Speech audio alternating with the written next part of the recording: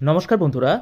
পশ্চিমবঙ্গ মধ্যশিক্ষা পর্ষদ অর্থাৎ West Bengal board of secondary education আবারও সুপ্রিম কোর্টের কাছে দ্বারস্থ হয়েছে। রাজ্যের শিক্ষক নিয়োগ দুর্নীতি মামলার জট এবং চাকরি বাতিলের নির্দেশের মাঝেই স্কুলগুলিতে পঠন পাঠন স্বাভাবিক রাখতে রাজ্য সরকার নতুন করে এই আইনি পদক্ষেপ নিয়েছে। রবিবার 12 জানুয়ারি সন্ধ্যায় এই মামলাটি ফাইল করা হয়েছে, যা রাজ্যের হাজার হাজার শিক্ষকদের ভবিষ্যতের জন্য অত্যন্ত গুরুত্বপূর্ণ। আজ আমরা এই মামলার খুঁটিনাটি এবং এর সম্ভাব্য প্রভাব তা নিয়ে বিস্তারিত আলোচনা করব এবং এই মামলার পরবর্তী শুনানি কবে আসতে পারে আমরা সেই নিয়েও আলোচনা করব। পশ্চিমবঙ্গ মধ্যশিক্ষা পর্ষদ সুপ্রিম কোর্টের যে নতুন মিসলেনিয়াস অ্যাপ্লিকেশন অর্থাৎ MA ফাইল করেছে, তার পিটিশনারের নাম হলো পশ্চিমবঙ্গ মধ্যশিক্ষা পর্ষদ অর্থাৎ WBBSC এবং রেসপন্ডেন্ট হিসাবে এখানে আছেন বৈশাখী চ্যাটার্জি এবং অন্যান্য। মামলার যে ডায়েরি নাম্বার সেটি হলো 72124 অফ 2025। এই মামলার ফাইলের তারিখ হলো 12 জানুয়ারি এবং আইনজীবী হিসাবে আছেন হেমা লরেন্স। বর্তমানে এই মামলার স্ট্যাটাস পেন্ডিং হিসাবে শো করছে, আপনারা এখানে দেখতে পাচ্ছেন। রাজ্য সরকারের পক্ষ থেকে এই নতুন MA ফাইল করার পিছনে মূলত দুটি প্রধান কারণ রয়েছে। সুপ্রিম কোর্টের পরবর্তী নির্দেশে SSCর মাধ্যমে নিযুক্ত অযোগ্য শিক্ষকদের চাকরি বাতিল হলেও স্কুলগুলিতে শিক্ষক সংকট মোকাবেলার জন্য তাদের চাকরির মেয়াদ 31শে ডিসেম্বর পর্যন্ত বাড়ানো হয়েছিল।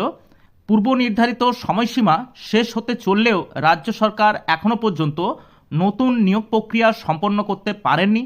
তাই স্কুলগুলিতে যাতে পড়াশোনার ব্যাহত না হয় তার জন্য এই সময় চাওয়া হয়েছে। রাজ্য সরকার সুপ্রিম কোর্টের কাছে আবেদন জানিয়েছে যাতে একাদশ দ্বাদশ শ্রেণীর শিক্ষকদের জন্য জানুয়ারি মাস পর্যন্ত তারা সময় দেন এবং নবম দশম শ্রেণীর শিক্ষকদের জন্য মার্চ মাস পর্যন্ত চাকরির মেয়াদ বৃদ্ধি করার জন্য আবেদন জানানো হয়েছে।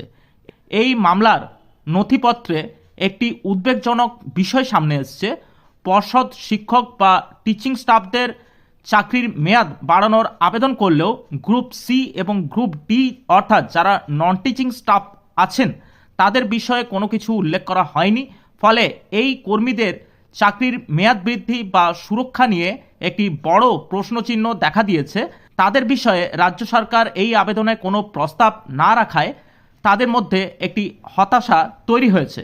এই নতুন মামলাটি বিচ্ছিন্ন কোনো ঘটনা নয়, বরং পূর্বের একাধিক গুরুত্বপূর্ণ আদেশের সঙ্গে সংযুক্ত। বিশেষ করে S405 অব 2025 এবং 790 অব 2025 এই মামলার সূত্র ধরেই এই নতুন আবেদন করা হয়েছে। নতুন ফাইলে 18359 অব 2025 এবং MA 00709 অব 2025 মামলাগুলিকে ট্যাগ করা হয়েছে। আদালতে শীতকালীন ছুটি শুরু হওয়ার আগেই অর্থাৎ 19শে ডিসেম্বরের তারিখের মধ্যেই এই মামলার শুনানি হওয়ার সম্ভাবনা প্রবল। মামলাটি জাস্টিস সঞ্জয় কুমারের বেঞ্চে উঠতে পারে এমনই কিন্তু ধারণা করা যাচ্ছে। এই মামলার পরবর্তী আপডেট পাওয়ার জন্য অবশ্যই আপনারা আমাদের চ্যানেলটি সাবস্ক্রাইব করে রাখতে পারেন। পরবর্তী ক্ষেত্রে আপনাদের কাছে এই মামলা নিয়ে অবশ্যই আমরা নতুন ভিডিও আনব। আজ এই পর্যন্তই, দেখা হচ্ছে পরের নতুন কোনো ভিডিওতে। নমস্কার, ভালো থাকবেন, ধন্যবাদ।